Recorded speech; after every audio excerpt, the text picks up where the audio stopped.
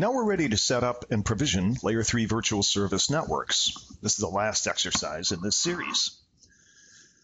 There are some instances when you don't want networks to see one another. These are good use cases for Layer 3 virtual service networks, which are true IP virtual private networks. Examples are internal department networks for research and development, financial service networks, networks that require PCI or HIPAA compliance are very good candidates. But also, increasingly, IP networking in particular, is being used for facilities control and video surveillance systems, things of that nature. These are also good candidates for the L3 VSN service. And then, of course, our use case of multi-tenancy is always a good point example for instance, multi-tenant data centers. So in our lab, we have, as per previous, a pre-provisioned service on the ERS-8802 switch, which is the backbone edge bridge on the opposite side of the network. The purposes of this video and the exercise that we will undergo is to create a VRF on ERS-8804, create and associate a VLAN, and then attach that IP VPN into ISID 5300, and that will create an end-to-end IP VPN environment across the network. That will be the focus of this video. So if we go in and take a look at ERS-8804, we've done a quick show ISIS on TLV 184, and we can see that we do indeed have provisioned services for IP VPNs, and there are two ISIDs, 5300 and 5401. We're going to be associating to VRF ISID 5300 for the purposes of this exercise. One of the first things that we want to do, of course, is create a VRF. And that's a fairly simple command of IPVRF read. Now, it's always a good practice to create a loopback address or clip for the VRF. This is good for checking IP connectivity, and we're just going to say interface loopback 2, recalling that we did use interface loopback 1 for IP shortcuts. So this is a very similar process. We're going to basically set up the interface. We're going to give it an IP address, and it will be a /32 mask. And as you can see, we've referenced what the VRF clip will be on our diagram, and that will be 192.168.0.1/32. So we will just input that here. And we will add the VRF context at the end of that command. Now we have a clip set up for VRF read. Now we want to go in and set up our end user VLAN. So we're just going to go in and create 350, specify it as a type by port. And now we want to go in and add our VLAN members. Recalling that the switch we're attaching to is off of slot 1 port 17, we're going to now just add that port to the VLAN.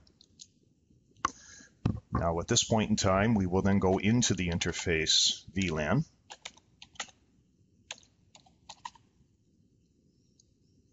And now we're going to associate this with VRF read. At this point in time, we can now set up our IP address, which we also have referenced as 10.150.150.1, and we will implement that here. And we will just use a classic 24 mask.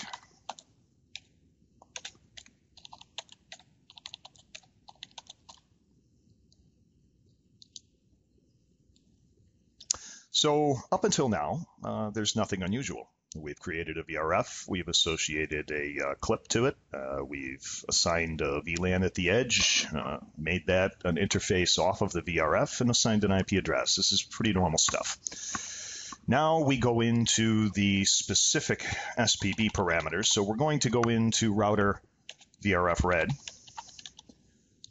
And now that we're in the context of router VRF red, we're going to enter the IPVPN command indicating that we indeed do want to set up an IPVPN for this VRF.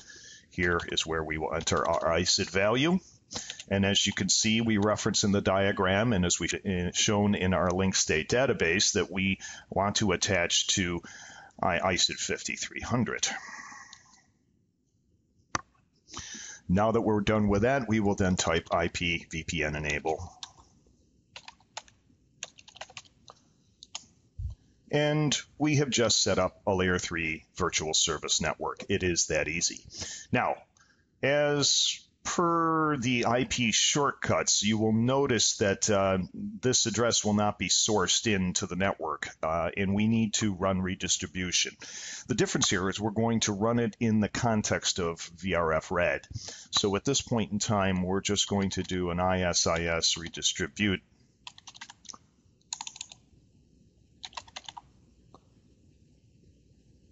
direct.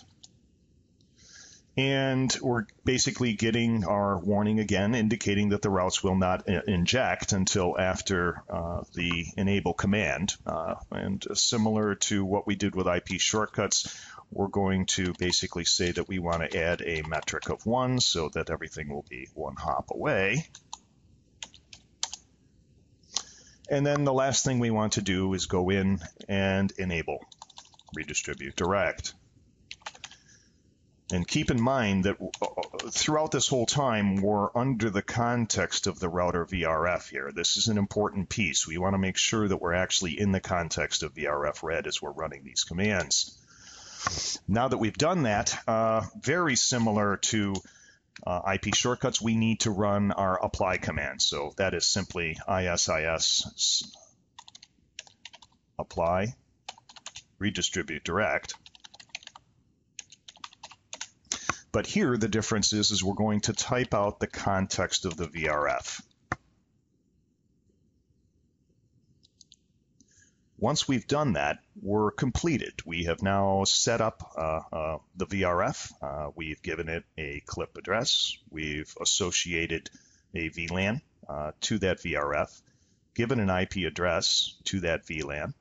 We've gone in and created an IPVPN environment and enabled it, associated it with ISID 5300, and then we've gone and run the appropriate redistribution commands. So now we've gone in and on the ERS 8804 node, we've done a quick show IP route VRF red command. And as you can see, we are now listing the network that we just assigned, subnet 150.150.0, and we can see that we are showing our local interface. We're also showing that we have reachability across through interface 3998, which is our BVID, across ISIS, and basically the next hop to reach those particular networks is ERS 8802. If we run the command show ISIS LSDB detail, or LSDB TLV 184 detail, realizing that we really only want to see the details on TLV 184, which is the TLV for L3 VSNs, we can see that we indeed are listing the different networks. We show that ERS 8802 has the two network prefixes. We see that now we have an extended IPVPN across the network. So in ERS 8804, the node we just provisioned, we see that our ISID is resident. We also see the clip address that we assigned, and we see the IP network that is associated with this. And we can go in and add additional subnets and interfaces and associate them with VRF red, and they will automatically be associated with this IPVPN environment. In context to that, if we go in and log into the network and show ERS 8802,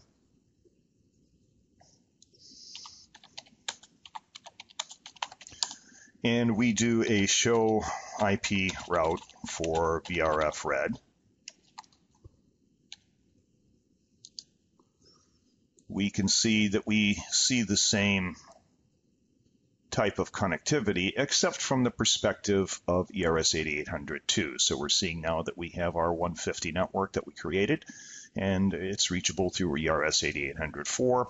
And 10.100 and also the loopback address that was for ERS 8802 VRF red is now showing as local interfaces. And similarly, if we run the command show ISIS LSDB TLV 184 detail, we get its perspective on the L3 VSN as well. So as you can see, it's showing its own network services, but also as you can see, it is now aware through the type length value exchanges that ERS 8804 does indeed possess a VRF, and that is associated with ISIT 5300. And this provides us the ability to get end-to-end connectivity within the network environment itself. So that really wraps up the show environment for the L3 VSNs. Within the course of probably a little over an hour, including all of my talking, we've gone in and we've set up a shortest path bridging node within a Fabric Connect network. We've established adjacencies with the fabric. We've set up and exercised configuration and fault management.